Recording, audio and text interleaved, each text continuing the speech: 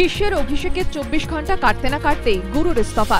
রবিবার অসুস্থতা তত্ত্ব দিয়ে যে ফাটল ঢাকতে চেয়েছিল বিজেপি, সোমবার সেই বিভাজন রেখা স্পষ্ট করে দিলেন খোদ দলের বর্ষিয়ান নেতা লালকৃষ্ণ আডবাণী। মোদীকে প্রচার কমিটির চেয়ারম্যান করার পর দলীয় নেতৃত্বকে সরাসরি কাঠগড়ায় তুলে বিজেপির সমস্ত গুরুত্বপূর্ণ পদ থেকে ইস্তফা দেন লৌহ পুরুষ।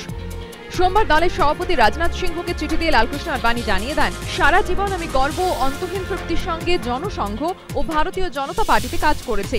গত কিছুদিন ধরেই আমি দলের কাজকর্ম এবং দলের অভিমুখের সঙ্গে নিজেকে মানিয়ে নিতে পারছি না। দেশ এবং মানুষের স্বার্থকেই আদর্শ হিসেবে সামনে রেখে দলকে গড়ে তুলেছিলেন ডক্টর মুখোপাধ্যায়, পণ্ডিত দীনদয়ালজি, নানাজি ও বাজপেয়ীজি। আমার মনে হয় না বর্তমানে দল সেই আদর্শ চলছে। দলের বেশিরভাগ নেতাই এখন নিজেদের স্বার্থ রক্ষায় ব্যস্ত। তাই দলের জাতীয় কর্মসমিতি, সংসদীয় বোর্ড এবং নির্বাচনী কমিটি থেকে পদত্যাগের সিদ্ধান্ত নিয়েছি। এই চিঠি আমার পদত্যাগ পত্র হিসেবে বিবেচনা করা হোক। রবিবার কার্যনির্বাহী কমিটির বৈঠক শেষে মোদীকে প্রচার কমিটির চেয়ারম্যান করে কার্যত তাঁর প্রধানমন্ত্রী পদপ্রার্থী হওয়ার উপরই শিলমোহর দেয় দল। সবটাই ঘটে আডবাণীর অনুপস্থিতিতে। তারপর 24 ঘন্টা কাটতে না কাটতে ইস্তফা আডবাণীর। বারাসতের কামদুনি গ্রামে কলেজ ছাত্রীকে গণধর্ষণ ও খুনের ঘটনায় তদন্তভার রবিবার গ্রহণ করেছে সিআইডি। আর তারপর তিনি এই ঘটনায় বিশেষ তদন্তকারী দল ও আদালতের নজরদারিতে তদন্ত চেয়ে কলকাতা হাইকোর্টে দায়ের হল জনস্বার্থ মামলা। প্রধান বিচারপতির এজলাসে জনস্বার্থ মামলা দায়ের করলেন অনিন্দ সুন্দর দাস নামে এক আইনজীবী। তাঁর অভিযোগ, বারাসত কাণ্ডে মূল অভিযুক্ত রাজ্যের শাসক দলের ঘনিষ্ঠ।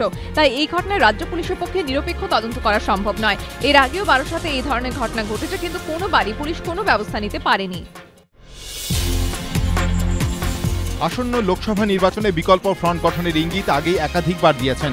এবার ফেসবুকে সরাসরি ফ্রন্ট গঠনের ডাক দিলেন মমতা বন্দ্যোপাধ্যায়। অকংগ্রেসী ও অবিজেপি আঞ্চলিক দলগুলিকে নিয়ে যুক্তরাষ্ট্রীয় মোর্চা গঠনের ডাক দিলেন তিনি। ফেসবুকে মমতা লিখেছেন, লোকসভা নির্বাচনের আগে সব আঞ্চলিক দল মিলে যুক্তরাষ্ট্রীয় মোর্চা গঠনের সময় এসে গেছে।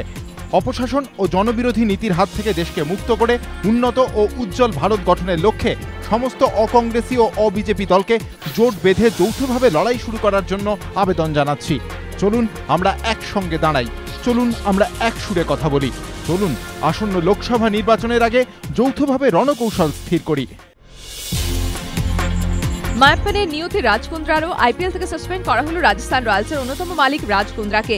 বেটিংয়ের অভিযোগে সাসপেন্ড করা হলো তাঁকে। তার বিরুদ্ধে তদন্ত শেষ না হওয়া পর্যন্ত কুন্দ্রাকে সাসপেন্ড করা হলো। অন্যদিকে স্পট ফিক্সিং কাণ্ডে শ্রীশান্ত চন্ডিলা ও অঙ্কিত চৌহানের উদ্দেশ্যে শোকজ নোটিশ জারি করা হয়েছে। রাজস্থান রয়্যালসে 11.7% অংশীদারিত্ব রয়েছে রাজ কুন্দ্রার। রাজ কুন্দ্রার আইনজীবী মজিদ মেনন জানিয়েছেন, এই সিদ্ধান্তের বিরুদ্ধে আইনি পদক্ষেপ নেবেন তারা। বেটিং ফিক্সিং কাণ্ডে রাজস্থান রয়্যালসের বিরুদ্ধে ওঠা অভিযোগে তদন্তও করবে বিসিসিআই তদন্ত কমিটি। এদিন বৈঠকে রাজস্থান রয়্যালসের পাশাপাশি চেন্নাই সুপার কিংসের বিষয়টি নিয়েও আলোচনার দাবি তোলেন বিন্দ্রা। এমনকি ডালমিয়ার সভাপতিত্বে ওয়ার্কিং কমিটির বৈঠক নিয়েও প্রশ্ন তোলেন তিনি।